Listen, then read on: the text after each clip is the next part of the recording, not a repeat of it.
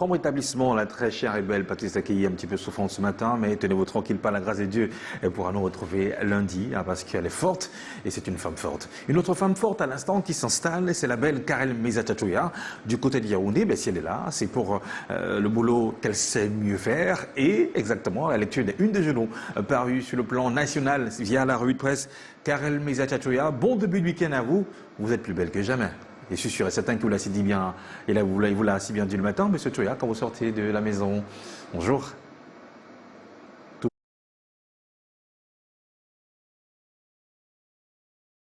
Du côté de Douala, Patricia Akei, bonjour. Thierry Carole, bonjour madame, messieurs, bonjour et merci de nous rejoindre dans le cadre de la lecture transversale des journaux en direct du studio de la cité capitale. Et pour cette dernière livraison de la semaine, on parle islam et paix et le rôle que peuvent jouer justement les femmes et les jeunes pour propulser, autant pour moi, la paix au Cameroun. Et c'est le quotidien bilingue national Cameroun Tribune justement qui en parle.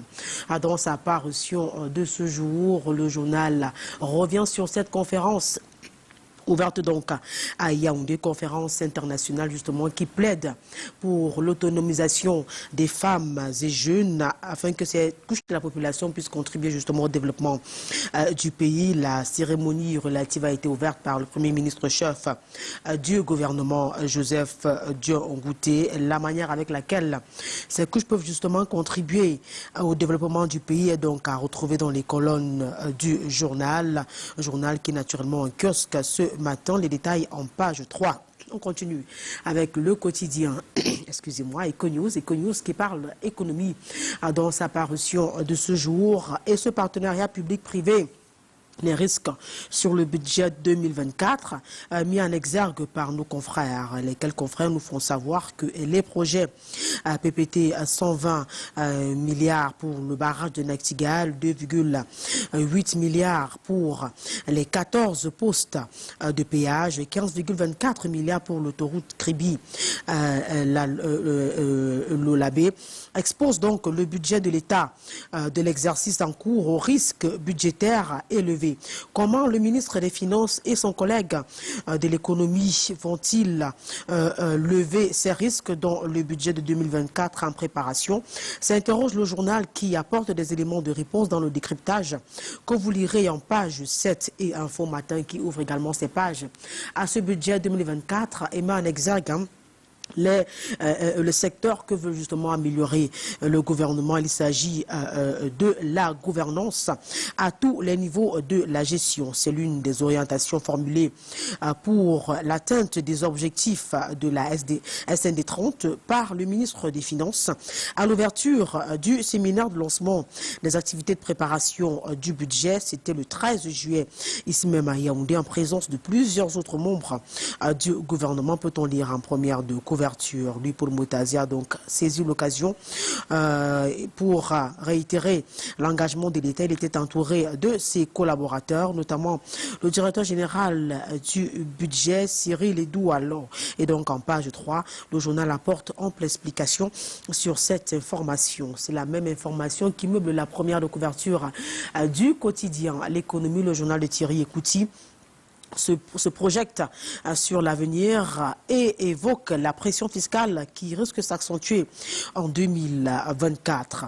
Les grandes orientations de la préparation du budget de l'État pour l'année à venir ont été donc données hier, on l'a signifié tout à l'heure, ici même à Yaoundé, par lui Paul Motazé, le ministre des Finances. Les pressions fiscales vont justement s'accentuer du point de vue de ce journal qui revient sur la raison pour laquelle il évoque cela dans sa parution de ce jour. Les détails sont à retrouver en page 3.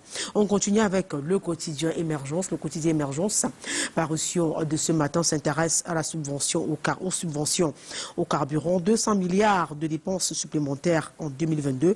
Signale donc nos confrères qui reviennent évidemment aux détails près sur cette actualité-là, sur cette dépenses-là, avec l'impact que ça a pu avoir sur l'économie nationale, eh bien, c'est une information à retrouver dans les colonnes du journal, précisément dans l'article paru en page 3.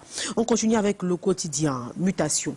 Mutation qui parle de coopération, celle qui lie le Cameroun à l'Union européenne, pour être beaucoup plus précise. Les 25 influenceurs mis en exergue donc à part ce journal, lesquels influenceurs sont donc le fruit de cette coopération qui lie le Cameroun à l'Union européenne. La délégation de l'Union européenne a donc pris le délégué, voilà la délégation, de lui a présenté hier les jeunes Camerounais sélectionnés dans le cadre du Youth Southern Board. Ils devront donc veiller à la prise en compte des préoccupations des jeunes dans les politiques et programmes locaux de l'Union européenne. Ils sont donc 25 au total. Les critères qui ont justement conduit à leur sélection, leur mission, la mission à eux assignée, sont autant d'informations à retrouver dans l'article que nous proposent nos confrères en page 7. On a également reçu le quotidien de Jules Brice Gaba, qui s'intéresse donc à cette volonté gouvernementale de digitaliser les administrations. L'ère des campus numériques s'ouvre, peut-on lire à la une du journal, avec la signature de l'instrument juridique entre le gouvernement camerounais et la coopération coréenne qui a donc eu lieu il y a quelques jours seulement au ministère de la fonction publique et de la réforme administrative. Eh bien, l'agence coréenne de la coopération internationale, COICA, va donc débloquer plus de 4 milliards de francs CFA pour la construction du campus numérique Smart Campus à l'Institut supérieur de management public et à l'école nationale d'administration et de magistrature ENAM, à l'école nationale supérieure des postes, des télécommunications et des technologies de l'information et de la communication. Et donc, ça va justement contribuer à numériser notre système éducatif. Et le journal revient justement sur les bienfaits d'une telle action dans sa parution de ce jour. On a également reçu Breaking News qui s'intéresse justement à cette fuite à des documents officiels devenus récurrentes ces derniers temps, justement au Cameroun, de plus en plus inquiétant. Peut-on lire d'ailleurs en première de couverture, des documents parfois sous le sceau de la confidentialité se retrouvent maladroitement sur l'espace public et rendus viraux sur la toile, fragilisant ainsi le fonctionnement de l'administration camerounaise. Le journal, à travers une investigation journalistique et patriotique, signale donc nos confrères, il dénote une tendance à nuire aux personnalités de la République et à exposer les failles de notre administration par des kidams. Ainsi, patriotes tapis généralement au sein de l'administration en général et des services rattachés au top management en particulier. Et donc, en page 3, le journal revient amplement sur les dégâts que peuvent avoir ces fuites-là et l'urgence justement d'essayer de sceller l'issue de sortie, l'issue par laquelle ces fuites-là se produisent de manière récurrente au Cameroun en ce moment. Et donc, c'est le plan de résistance que nous proposent nos confrères de ce journal qui est naturellement un kiosque ce matin. On a également reçu la voix des jeunes qui consacre ses pages à Maître Ndoki, qui a finalement été privé de défense et exclu du parti de Maurice Kamto en raison de ses opinions, indique que le journal n'est donc plus désormais dans les rangs du mouvement pour la renaissance du Cameroun. Le journal revient au détail près sur ce qui s'est passé entre-temps dans l'article que vous retrouverez en page 3.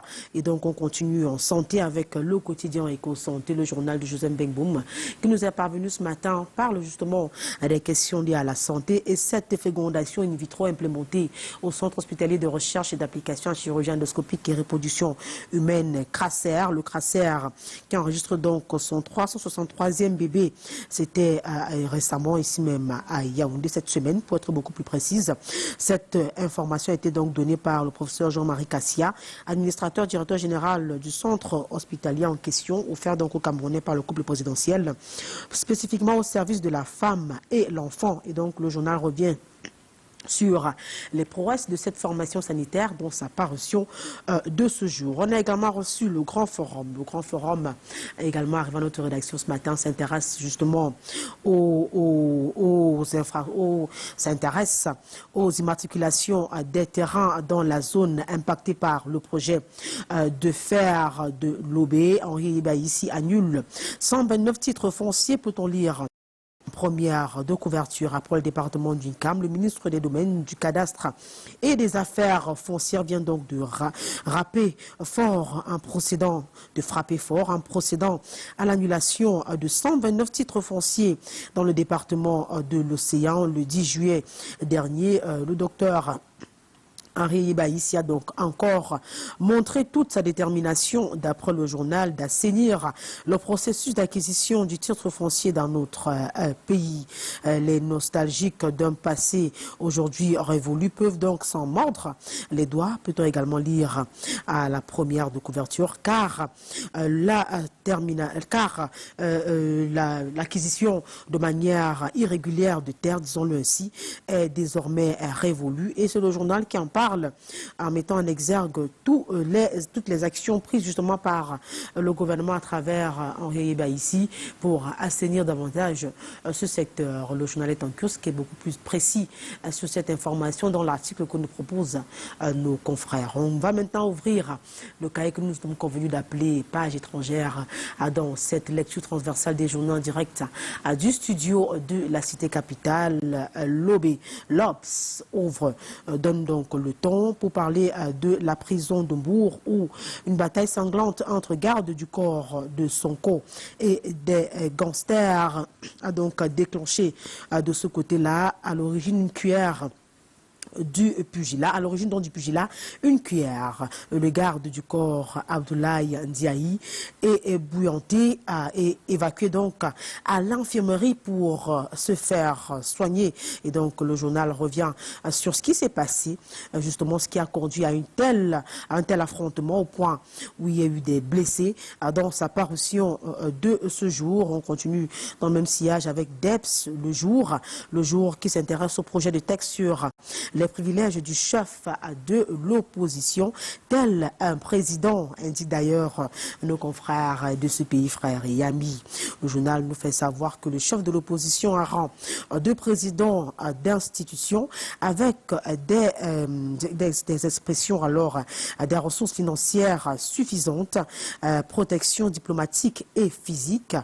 Il perd donc son statut s'il rejoint la majorité, s'abstenir de recourir à la violence comme mode d'accès au pouvoir. Et donc le plat de résistance, l'information principale que nous propose justement BEPS le jour, est donc à retrouver dans le journal que vous trouvez en ligne ou en kiosque, pourquoi pas. C'est un pays frère et ami, c'est un pays voisin qui a justement publié ce journal, et avec ce journal justement on met la clé sous le paillasson de cette dernière livraison de la semaine. Merci d'avoir été des nôtres. Vous le savez, est un plaisir, et grâce à Lionel Keffe et Valérie Mefezaka sur le plan technique derrière la baie vitrée, ce vendredi matin, on peut revenir sur les journaux que nous avons parcourus de manière transversale. Il faut le souligner tout à l'heure. Il est toujours indiqué de se rendre en kiosque pour être amplement édifié sur les différentes informations que nous évoquons, que nous abordons dans cette rubrique de Canal Matin. Canal Matin, cette belle plage matinale que vous ne retrouverez nulle part ailleurs, si ce n'est naturellement, évidemment, chez nous, chez vous, sur la chaîne verte, la chaîne toujours plus près de vous. Et donc, ça se poursuit. Restez scotchés, ne bougez surtout pas, car Thierry Carole et Patrice Akei sont là pour continuer cette belle balade matinale. Ils le font d'ailleurs si bien, à cette de Tortoro. Donc, à vous, à l'antenne pour la suite. Au plaisir de vous retrouver lundi, s'il plaît à Dieu. Excellent début de week-end. Et vous le savez, pour ce vendredi, elle est un petit peu souffrant d'Abel, Patisaki, mais elle sera de retour lundi, ici, le plaît à Dieu. Allez, vous le savez, il est 7h14 et dans ce programme, nous avons également un espace dédié à nos annonceurs, et à travers ces annonceurs, vous avez la possibilité de réaliser de très bonnes affaires. On va prendre cet espace publicitaire, on se retrouve juste derrière pour la deuxième partie de Canal Matin.